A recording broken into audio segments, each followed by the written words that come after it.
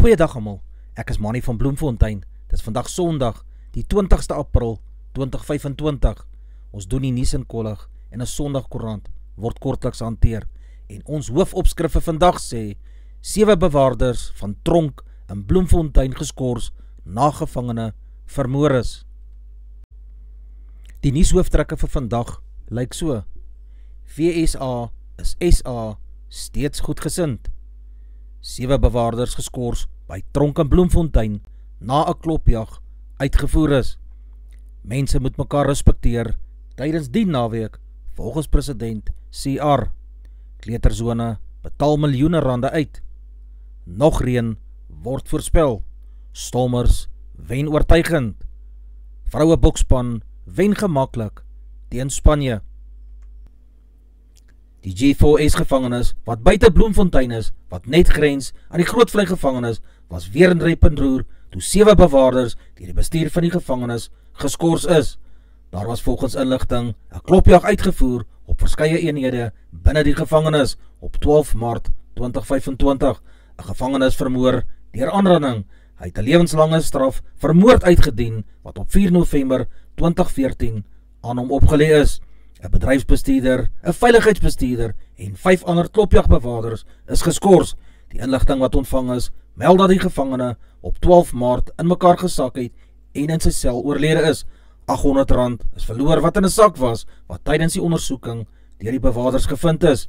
4 gevangenes is ondervra en na bewering aangerand deur die beamptes. Die nadoodse ondersoek het toe aangedui dat die gevangene dood is weens peppersproei en houe wat op hom toegedien is. Die gevolg was dat die ondersoek nou na moord omgeskakel word.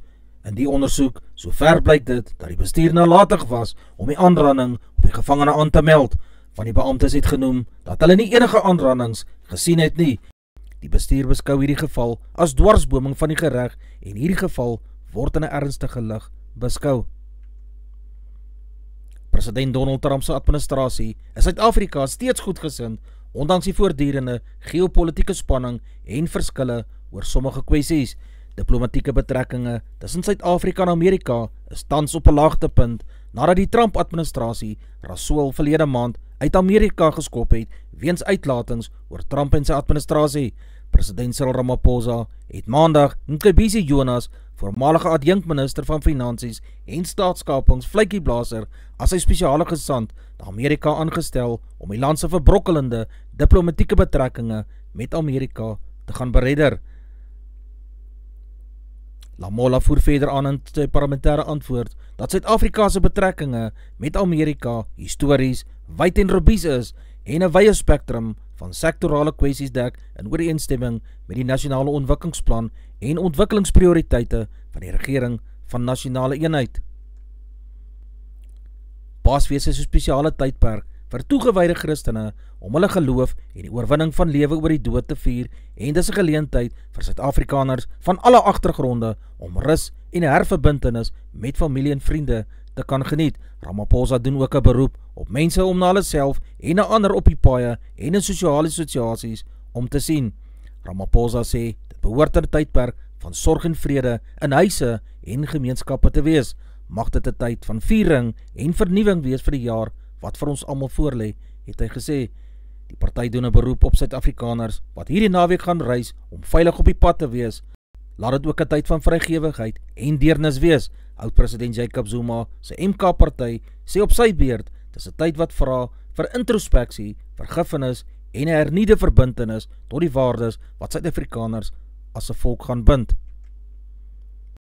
R2,67 miljoen, dis hoeveel geld Kobus Kuman, wat 59 jaar oud is, 'n voormalige uitvoerende hoof van Anthony Bogas se kleuterzone groep van skole, na bewering binne 10 maande in betalings uit hierdie skema ontvang het. Die likwidateurs weet presies hoe my salaris gestruktureer is.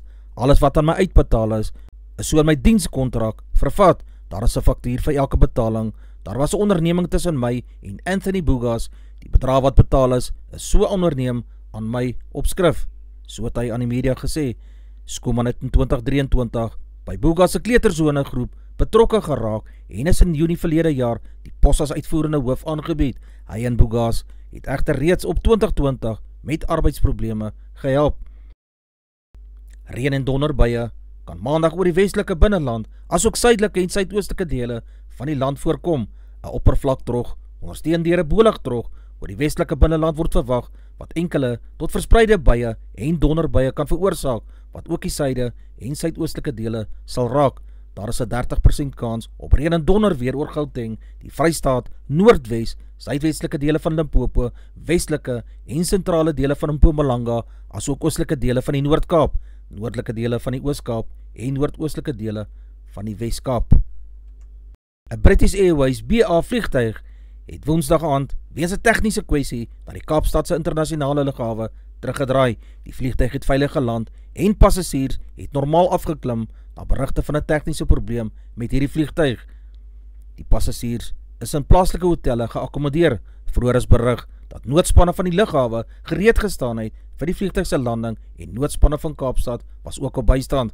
Volgens die BA is dit die normale prosedure wat gevolg word. Ons gaan voort om nou saam met die lugdiens en relevante owerhede te werk terwyl die saak ondersoek word, het die BA gesê. Lydens Discovery en Visa se jongste spendtrend verslag van plaaslike verbruikers se koopgewoontes het bykans 2 miljoen Suid-Afrikaners in 2024 twee potontrekkings van gesamentlik 35 miljard rand voltooi. Die groot bron van kommer, aldus hierdie verslag, is hoe verbruikers hierdie geld aangewend het. 24% het hulle uitbetaling vir huisverbande en voertuigpaemente gebruik, 21% vir die afbetaling van korttermynskulde, 20% vir skoolgeld en 11% vir daaglikse uitgawes. Menige Suid-Afrikaner verkeer onder finansiële druk en het 'n kommerwekking dat aftreegeld gebruik word om in korttermynbehoeftes te voorsien. Sulke finansiële bedrae is op die lange duur onvolhoubaar. Die lewenskorte krisis, veral in Suid-Afrika se groot metropole, is duidelik, maar ook in kleiner stede soos Bloemfontein, Geberra en Oos-London, wat teen 'n hoër koers meer bestee het as hulle ewig nie in Johannesburg, Kaapstad en Durban. Die Haai het Vrydag deurgedruk in 'n spannende wedstryd teen Edinburgh span en gewen met 18 teenoor 17 punte. Edinburgh was halftyd met 10 teenoor 6 voor. Weerens was dit 'n harde wedstryd vir beide spanne. André Esterhuizen was die Haai se held gewees. Hy het telkens deur die opponente se verdediging gebars. Lucanio Am en Eben Etzebeth het geel kaarte in hierdie wedstryd gekry. Die Stormers was die gasheer vir die span van Connacht en soos gewoonlik het die manne met die steepdrye hulle weer goed van hulle taak gekwyt en rugby opgedis wat die skare op hulle voete gehad het en weliswaar lekker hardloop rugby is tentoongestel soos ons die manne van die Kaap ken. 'n Goeie wen is verseker vir die Stormers met 34 punte teenoor die 29 punte van Connacht. Die Stormers se afrigters kan tevrede voel met hulle manne se durf waarmee hulle volgehou het tot aan die einde. Munster was die gasheer vir die Bulle. Hierdie wedstryd was sommer van die staanspoor af hard en verskeie strafskoppe is toegeken, maar die eindtelling was steeds laag vir albei spanne. Die besoekers het weggestap met 'n wen wat insluit 16 punte vir die Bulle en 13 punte vir Munster. Alhoewel die totale punte aangeteken was, nie baie was nie, is rugby van hoogstaande gehalte deur beide spanne opgelewer. Die Bulle het met 4 ligapunte weggestap omdat hulle gewen het, maar nie 4-3 kon aanteken nie. Die Leeu's was die gasheer vir Benetton in Johannesburg. Hulle het alles ingesit, maar die tyd was te min op die horlosie om hulle deur te druk om die manne van Benetton in te haal en sodoende wen op eie bodem te kan bewerkstellig. Die Leeu's het geëindig op 31 punte en Benetton met 42 punte. Die VRK puntelys lyk so. In die eerste plek is Leinster op 67 punte, in die tweede plek is Glasgow Warriors op 58 punte, in die derde plek lê die Bulle met 54 punte, vierde is die Sharks met 49 punte, gevolg deur Benetton op 41 punte en Cardiff Rugby in die 6de plek ook op 41 punte, in die 7de plek is Munster op 40 punte, in die 8ste plek lê die Stormers ook op 40 punte, in die 9de plek is die Scarlets op 38 en die 10de plek is Ulster met 37 punte, gevolg in die 11de plek met Edinburgh met 37 punte, in die 14de plek lê die Lions op 31 en 15de plek is Zebre met 27 punte, gevolg in die laaste plek lê die Dragons in die 16de plek met 9 punte. Die Suid-Afrikaanse vroue boksspan het gewys dat hulle wel 'n span is om die rekening te hou. Toe die toets wat gister plaasgevind het teen Spanje, het hulle sommer van die begin af gewys dat die vroue in groen se afrigting baie vrugte afgewerp het. 5-3 is in die eerste helfte gedruk, wat die telling 31-5 in die guns van die dame bokke gelaat het. Die Bokke het gedurende die wedstryd die meeste balbesit gehad en verskeie rolmaalbewegings het gevolg. Die eindtelling weerspieël dit wat in die wedstryd gebeur het. Die finale telling was wel verdien vir die Bokke met 48 teen die 26 van die Spanjaarde.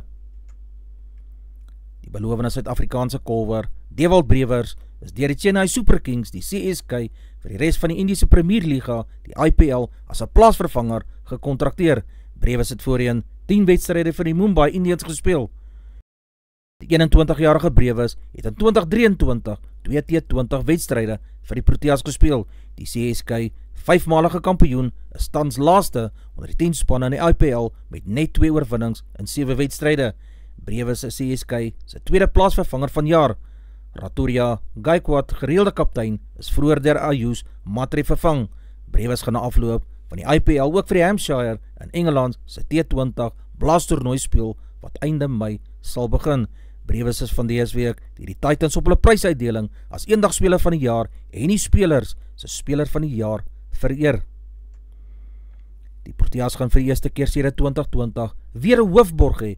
Cricket Suid-Afrika het Woensdag aangekondig Suzuki gaan voortaan op die speelhemde van die Proteas se mans en vrouespanne se eendagwedstryde pryk. Poletsi Moseki, uitvoerende hoof van KSA, sê hulle is trots om Suzuki, een van die land se huishoudelike name in die motorbedryf en die KSA familie te verwelkom. Suzuki gaan benewens sy borgskap van die nasionale spanne ook KSA se amptelike motorvervoer vernoot wees. Altesaam 42 voertuie is by die borgskap ingesluit. Dit is Suzuki se eerste borgskap van 'n nasionale span. Suzuki is reeds as 'n borg by die Varsity bekerreeks sowel as by die Griquas se rugbyspan betrokke.